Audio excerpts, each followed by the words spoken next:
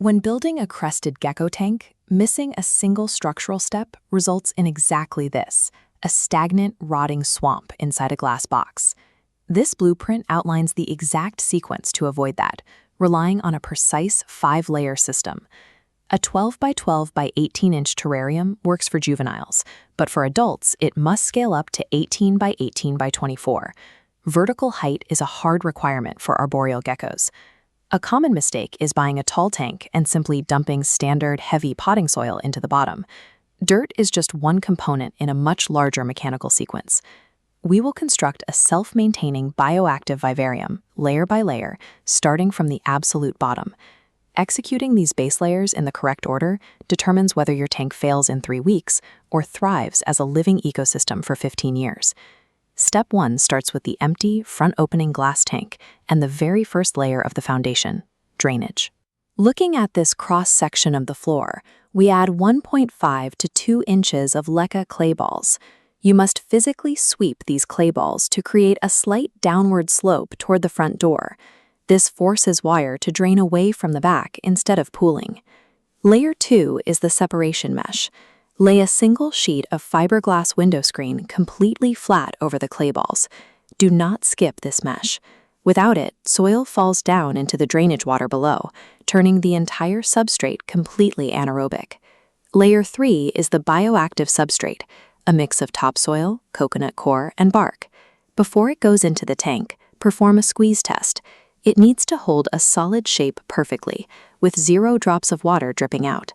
Pack 3 to 4 inches of this properly moistened soil directly on top of your mesh barrier.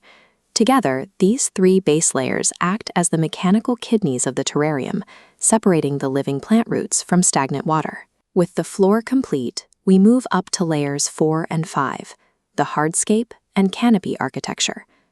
Attach natural cork bark panels to the background glass using 100% aquarium-safe silicone. This silicone must cure for 48 to 72 hours, with the terrarium doors wide open.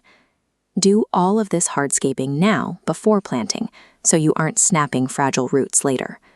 Place your floor hides and wedge thick climbing branches, like bamboo and mapani wood, diagonally across the upper space. This front-facing diagram shows the exact spatial layout you need. Notice the vertical spacing constraint. Climbing branches must be installed with a maximum gap of 4 to 6 inches between them. Crested geckos are agile vertical climbers, but they are not long jumpers. Buying a tall enclosure provides 0 benefit to the animal if the architecture lacks continuous, safely scaled pathways leading to the canopy. Once the silicone cures and the hardscape is completely solid, we introduce the living elements. Plant the space from back to front.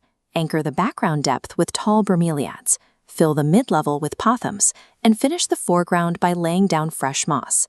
Next, tap a starter culture of springtails directly into the fresh topsoil. These microfauna are what makes the tank bioactive. They operate as the living engine of the enclosure, actively consuming mold and breaking down gecko waste so you don't have to. Now, place a small, shallow water bowl on the floor. This provides a baseline of humidity and keeps the springtails hydrated.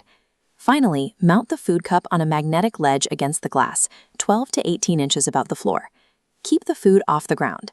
If you leave a food dish on the floor, an arboreal gecko may never naturally venture down to seek it out. Building a beautiful, planted ecosystem only works if the feeding stations match the animal's natural behavioral instincts.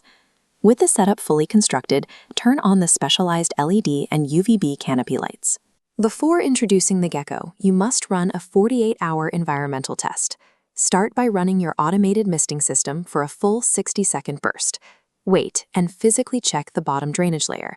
Verify that water drains properly and does not pool above the clay balls into the soil. Check your hygrometer. Over the course of the day, the ambient humidity must hold perfectly stable between 60 and 80%.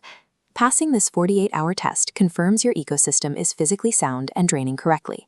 With the environment stabilized, you are ready to dial in your specific temperature parameters and bring your gecko home.